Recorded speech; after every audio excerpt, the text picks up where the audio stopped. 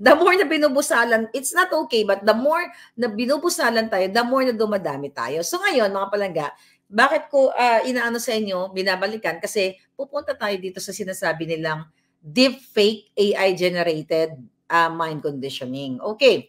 So recently, ang mga jutang Genemes na mga hitad, okay, ano mga dramatization ng mga giatay na ito?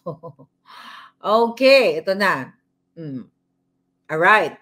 So, merong pinalabas ang mga, what do you call it? Deep fake or AI-generated daw na boses ni Kuting, ni Marcos Jr. about, I think, gaming.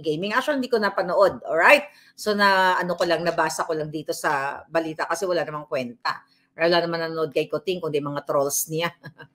So, after that, okay, naglabas ng memo ng litanya ang Presidential Communications. Ito, April 23rd, sabi nila dito, it has come to the attention of the Presidential Communications Office that there is a video content posted on a popular video streaming platform circulating online that has manipulated audio designed to sound like President Marcos Jr.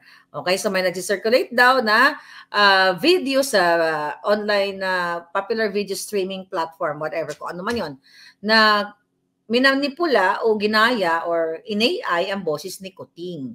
Ang sabi ng Presidential Communications, eto na nagbabayad ng trolls, right? Sabi niya, the audio deepfake attempts to make it appear as if the President has directed our armed forces of the Philippines to act against particular foreign country. No such directives exist nor has been made.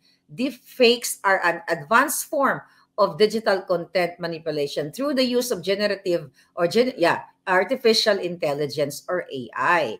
Sabi nila dito, the PCSO is actively working on measures to combat fake news, misinformation, disinformation, and malinformation through our media and information literacy campaign. We are also closely coordinating and working with the Department of Information and Communications Technology or the DICT, the National Security Council NSC, the National Cybersecurity Interagency, ECLABUSH. Okay, tingnan na muna natin to.